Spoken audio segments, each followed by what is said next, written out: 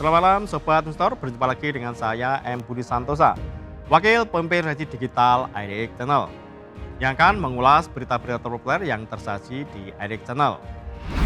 Ya, Sobat Investor, bagaimana kabar Anda dalam membuka pekan ini? Bagaimana pula kabar portofolio koleksi Anda usai indeks harga saham gabungan atau ISG kembali menutup perdagangan pada akhir Mei 2006 kemarin dan merosot ke zona merah dan parkir di level 6.127,38 pada perdagangan akhir bulan. Jika kemudian kita bandingkan level tersebut dengan posisi awal tahun, maka indeks terhitung telah merosot hingga 29,9%, atau bahkan jika faktor pembandingnya adalah posisi tertinggi ISG di sepanjang 2 bulan ini yang berada di level 9.134,7 yang terbentuk pada 20 Januari 2006 lalu, maka porsi pelemahan indeks telah mencapai 32,9%. Apakah deretan portofolio Anda juga mengalami pelemahan sedalam itu? Atau Anda telah mengentasnya dari pasar dan menguangkannya sebagai bentuk strategi cut loss? Atau justru dengan rendahnya posisi indeks saat ini, sejumlah dana segar telah Anda siapkan untuk aksi borong? Ya, Sobat Investor, terlepas dari pilihan strategi berinvestasi yang sedang Anda jalankan saat ini, satu hal yang pasti bahwa aksi selektif dan cermat terhadap setiap perkembangan yang terjadi di pasar masih sangat diperlukan guna memahami arah pergerakan bursa saham domestik dalam beberapa waktu ke depan. Dengan kondisi fundamental perekonomian domestik yang cukup kuat, sebagian pelaku pasar memang meyakini bahwa lonjakan indeks menuju level psikologis tertinggi sebenarnya tinggal menunggu waktu. Namun tekanan yang datang dari luar seperti nilai tukar rupiah yang terus melemah, juga perkembangan geopolitik yang belum juga menunjukkan kabar positif, serta proyeksi suku bunga Amerika Serikat yang bakal berimbas besar terhadap perputaran uang global, membuat sikap awas dan teliti menjadi pilihan yang paling bijak bagi investor dalam kondisi saat ini. Dalam kondisi demikian, maka berekam berita dari sejumlah kanal, mulai dari posisi ISG pada penutupan perdagangan Mei 2006, perkembangan terkait harga komoditas, sampai sejumlah update terkini mengenai potensi sekaligus tantangan yang harus dihadapi beragam emiten pilihan di sepanjang tahun ini. Seluruh kabar dan info tersebut telah kami rangkum dalam deretan 5 berita terpopuler di website idxchannel.com. Sobat Investor, berikut ini Top 5 IDX Channel. Berita pertama, asing outflow 21 triliun rupiah, saham bank besar hingga Prayogo jadi sasaran utama. Membuka program Top 5 edisi malam hari ini, kabar datang dari rekapitulasi perdagangan di sepanjang Mei 2026, di mana terjadi aliran dana keluar atau capital outflow yang cukup deras sehingga tak hanya membuat dampak terhadap posisi indeks harga saham gabungan atau ISG yang terseret ke zona merah. Lebih daripada itu, sejumlah saham diperbankan dari bank-bank besar hingga deretan saham-saham milik konglomerat seperti grup Barito milik Prayogo Pangestu, grup Salim hingga grup Sinarmas yang juga terseret dengan porsi pelemahan yang cukup dalam. Berdasarkan data perdagangan Bursa Efek Indonesia atau BI, investor asing secara total telah membuka nilai jual bersih atau net sale sebesar 21,09 triliun rupiah di pasar reguler selama sebulan terakhir. Pada periode yang sama, posisi ISG juga melorot 11,92% ke level 6.127,38 pada penutupan perdagangan terakhir di bulan Mei 2006, yaitu Jumat 29 Mei 2006, sekaligus menjadi catatan kinerja bulanan Mei terburuk sejak 2012 silam. Sedangkan dari segi perdagangan saham, emiten yang menjadi sasaran utama dengan banyak dilepas oleh investor asing yaitu saham PT Bank Sentral Asia Tbk atau BBCA dengan nilai jual bersih sepanjang Mei 2006 tercatat mencapai 4,56 triliun rupiah. Selanjutnya kita beranjak ke berita kedua, peluang dan tantangan di sektor perunggasan. Simak nasib CPIN dan JPFA. Usai membahas berita terkait dengan kinerja ISG, kita akan beralih pada potensi sekaligus tantangan yang harus dihadapi oleh sektor perunggasan, di mana industri merupakan bisnis utama yang selama ini digeluti beberapa emiten nasional, seperti PT Carun Pokpan Indonesia Tbk atau CPIN dan juga PT Java Convet Indonesia Tbk atau JPFA. Menurut kalangan analis, tren harga yang ayam pedaging atau broiler bakal masih cenderung bergerak flat di sepanjang Juni 2026 mendatang. Seiring dengan perlambatan tren konsumsi masyarakat yang secara tradisional cenderung menunda berbagai perayaan pada periode tersebut. Kondisi tersebut diperkirakan bakal menjadi tantangan yang harus dihadapi oleh sejumlah emiten perunggasan seperti CPIN dan JPFA.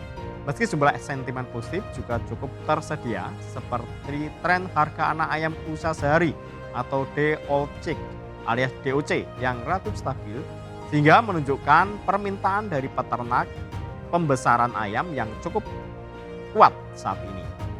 Selain itu, prospek industri perunggasan juga ditopang oleh potensi penurunan biaya pakan seiring bakal datangnya musim panen jagung pada Oktober hingga Desember 2026 mendatang, sehingga berpotensi memaksimalkan profitabilitas bisnis perunggasan di sepanjang periode semester 2 2026.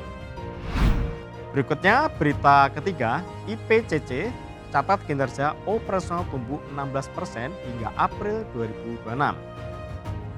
Usai berbincang soal potensi sekaligus tantangan yang dihadapi oleh emiten perunggasan, kini kita beralih pada hasil kinerja emiten logistik yang bergerak di bidang operator sekaligus layanan ke pelabuhan, yaitu PT Indonesia Kendaraan Terminal Tbk atau IPCC. Dalam pernyataan resmi terbarunya, anak usaha dari PT Pelabuhan Indonesia atau Pelindo tersebut melaporkan pertumbuhan kinerja operasional sebesar 16,01% secara tahunan pada cabang Jakarta dan 5 terminal satelit hingga triwulan 2 2026. Kenaikan tersebut ditopang oleh peningkatan arus kargo kendaraan penumpang, alat berat bus dan truk sebanyak 56.260 unit dibandingkan periode sama pada 2025 lalu. Berdasarkan laporan produksi bulanan 2026, total ship call di seluruh terminal IPCC hingga April 2026 lalu mencapai 1.248 ship call atau naik 21,17% dibandingkan periode sama di tahun 2025 yang sebanyak 1.030 ship call. IPCC menilai bahwa pertumbuhan tersebut mencerminkan efektivitas strategi bisnis serta penguatan hubungan dengan pelanggan di tengah membaiknya stabilitas geopolitik global. Selanjutnya kita masuk ke berita keempat. Telkom atau TLKM serap belanja modal 4,9 triliun rupiah pada kuartal 1 2026. Sembahas bisnis perunggasan dan juga layanan ke pelabuhan, kita beranjak pada emiten telekomunikasi yaitu PT Telkom Indonesia Tbk atau TLKM yang sepanjang periode Januari hingga Maret 2009 lalu telah berhasil merealisasikan serapan belanja modal atau capital expenditure alias CAPEX sebesar 4,9 triliun rupiah.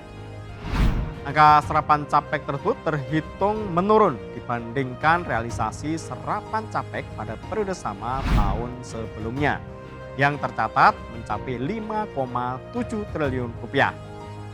Berdasarkan catatan perseroan yang telah dipublikasikan, disebutkan bahwa 99% dari total serapan CAPEX pada triwulan 1 2026 lalu dialokasikan untuk pengembangan infrastruktur di segmen inti business to consumer atau B2C. Kemudian juga business to business atau B2B, infrastruktur, internasional, dan sisanya digunakan untuk pengembangan platform digital.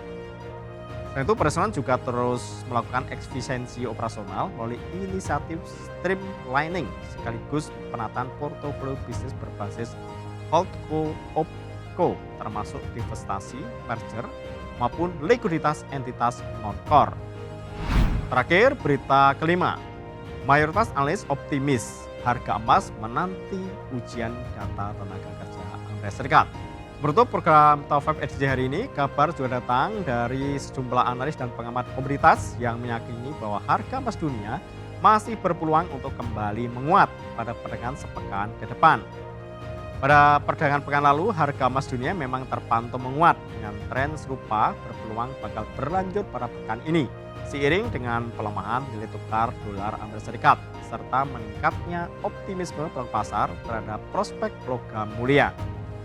Sebagaimana nampak pada peringatan Jumat 29 Mei 2026 lalu, harga emas spot melonjak sebesar 0,99% menjadi 4.504,53 dolar Amerika per troy ounce. Dengan secara mingguan, emas telah menguat sebesar 0,68% usai berhasil bangkit dari level terendahnya dalam 2 bulan terakhir yang berada di level 4.365,76 dolar Amerika per troy ounce yang sempat tersentuh pada peringatan hari sebelumnya. Tren penguatan harga emas mulai terjadi usai sentimen pasar mulai membaik menyusul laporan mengenai peluang perpanjangan gencatan senjata antara Amerika Serikat dan Iran. Kondisi tersebut diyakini bakal mendorong minat investor global untuk kembali ke aset-aset berisiko sekaligus membantu pemulihan harga emas dari tekanan sebelumnya. Demikian Top 5 Edik Channel edisi kali ini. Saya M. Budi Santosa pamit undur diri. Harap diingat bahwa segala keputusan pembelian maupun penjualan saham sepenuhnya berada di tangan Anda, Sobat Investor. Untuk terus berita ekonomi, bisnis dan pasar modal hanya di Edik Channel TV, edikchannel.com dan media sosial Edik Channel. Sampai jumpa.